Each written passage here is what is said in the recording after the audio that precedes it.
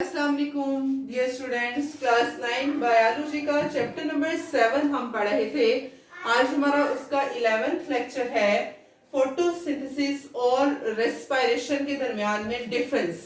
हमने फोटोसिंथेसिस का प्रोसेस भी इस चैप्टर में पढ़ा, उसका मैकेनिज्म हमने पढ़ा, लाइट रिएक्शन, डार्क रिएक्शन। हमने ये भी पढ़ा कि वो फोटोसिंथेसिस का प्रोसेस होता कहाँ है, उस दौरान हो क्या रहा है कि छोटे छोटे मॉलिक्यूल्स मिलकर बड़े मॉलिक्यूल्स बन रहे हैं। तो रेस्पिरेशन भी हमने पढ़ा, उसका मैकेनिज्म भी हमने पढ़ लिया था। आज हम डिफरेंसेस पढ़ते हैं। सबसे पहला डिफरेंस है मेटाबॉलिज्म का, कि जैसे हमने कहा metabolism set of biochemical reaction जो हमारी बॉडी में हो रहे हैं, और इसके दो टाइप्स हैं। एक है एनाबॉलिक रिएक्शन और दूसरे हैं कैटाबॉलिक रिएक्शन। एनाबॉलिक रिएक्शन ऐसे रिएक्शन जिसमें छोटे छोटे मॉलिक्यूल्स मिले और एक कॉम्प्लेक्स मॉलिक्यूल बना दे, और कैटाबॉलिक रिएक्शन ऐसे रिएक्शन जिनमें बड़ा मॉलिक्यूल कॉम्प्लेक्स मॉलिक्यूल टूटे और वो छोटे छोटे मॉलिक्यूल्स में कन्वर्ट हो जाए। तो मेटाबॉलिज्म में अगर हम देखें तो जैसे फोटोसिंथेसिस का हमें पता है कि उसमें कार्बन डाइऑक्साइड, वाटर जो कि छोटे छोटे मॉलिक्यूल्स हैं, लाइट एनर्जी साथ वो मिलते हैं और वो ग्लूकोज बना देते हैं। इसका मतलब ये फोटोसिंथेसिस क्या है? Anabolic process. और रेस्पिरेशन क्या है? कैटाबॉलिक प्रोसेस, के जिसमें बड़ा मॉलिक्यूल टूटे और छोटे छोटे मॉलिक्यूल्स में चेंज हो जाए।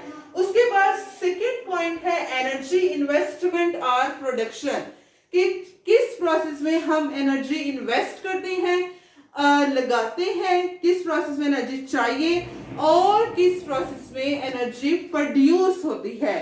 तो फोटोसिंथेसिस के प्रोसेस में जैसा कि हमें पता है कि लाइट एनर्जी हमें चाहिए होती है, हम लाइट एनर्जी को यूज करते हैं। कार्बन डाइऑक्साइड और वाटर के जो मॉलिक्यूल्स है, लाइट रिएक्शन जो हमने देखा था, तो उसमें क्या हुआ था, लाइट एनर्जी यूज करके तो हमने जो ऑक्सीजन है, जो वाटर है, उसको ऑक्सीजन में ऑक्सीडाइज करवा दिया था, रिड्यूस करवा दिया था। इस तरह से हमारे पास प्रोसेस हुआ था।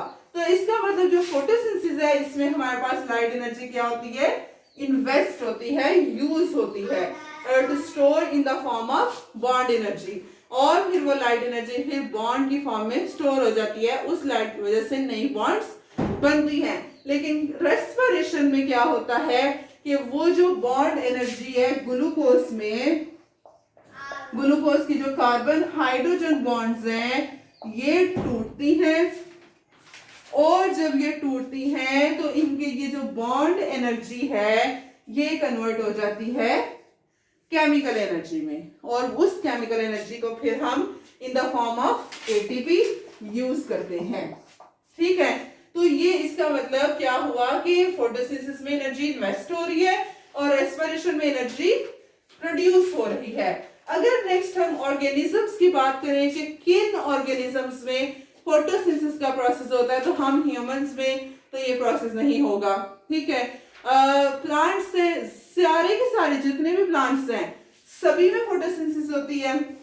कुछ बैक्टीरिया हैं जिनमें फोटोसिंथेसिस का प्रोसेस होता है, और एल्गी हैं जिनमें फोटोसिंथेसिस का प्रोसेस होता है। लेकिन रेस्पिरेशन की अगर हम बात करें तो जितने भी ऑर्गेनिजम्स हैं उन्हें गैसियस एक्सचेंज की जरूरत है, उनको एनर्जी की जरूरत है। तो रेस्पिरेशन का प्रोसेस सारे के सारे ऑर्गेनिजम्स में होगा, लेकिन जो फोटोसिंथेसिस है वो बस बैक्टीरिया, एल्गी और प्लांट्स में होगी। साइट ऑफ ऑकरेंस के कहां पर फोटोसिंथेसिस का प्रोसेस होता है? प्लांट्स के सेल में, किस ऑर्गेनेली में ये प्रोसेस हो रहा है? तो हमने पढ़ा था कि जो प्लांट्स के जो क्लोरोप्लास्ट है, क्लोरोप्लास्ट में जैसे कि हमने पढ़ा भी था कि क्लोरोप्लास्ट में हमारे पास थैलाकाइड्स होते हैं, और उन थैलाकाइड्स के ऊपर हमारे पास क्लोरोफिल प्रेजेंट होता है, पिगमेंट, और उस क्लोरोफिल के ऊपर जब लाइट पड़ती है तो तब हमारे पास फिर वो प्रोसेस होता है। तो क्लोरोप्लास्ट के अंदर फोटोसिंथेसिस का प्रोसेस होता है, लाइट फेज भी, डार्क फेज भी। बस ये है कि लाइट रिएक्शन क्लोरोफिल के ऊपर हो रहा है, और जो डार्क रिएक्शन है वो स्ट्रोमा में होता है, या इसके अंदर जो फ्लूइड है वहां पर होता है।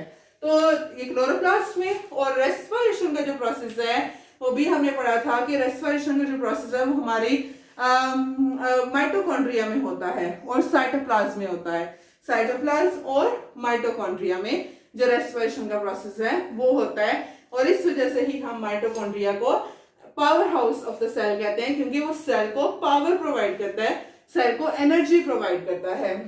Last point, time of occurrence, कि किस टाइम जो है ये प्रोसेस हो सकते हैं। फोटोसिंथेसिस का प्रोसेस, क्योंकि सनलाइट एनर्जी की प्रेजेंस में होना है, तो सनलाइट डे टाइम में ही होती है, तो ये प्रोसेस डे टाइम में होगा फोटोसिंथेसिस का। लेकिन जो रेस्पिरेशन है, रेस्पिरेशन हम ऑल टाइम, हम सुबह शाम को दोपहर को खाना खा रहे हैं, रात का जो खाना खाया वो हमारा पूरी रात में डाइजेस्ट होता है, उसकी सेलुलर रेस्पिरेशन होती है, और सुबह जो खाया है वो पूरे दिन में जो है उसकी रेस्पिरेशन हो रही है। तो रेस्पिरेशन का process all time every time होता है, लेकिन जो फोटोसिंथेसिस का प्रोसेस है that is actually take place in day time only. तो ये थे भाई हमारे पास फोटोसिंथेसिस और रेस्पिरेशन के कंपैरिजन, उनके डिफरेंसेस। कल हम एरोबिक और एनारोबिक रेस्पिरेशन के डिफरेंसेस पढ़ेंगे। अस्सलाम।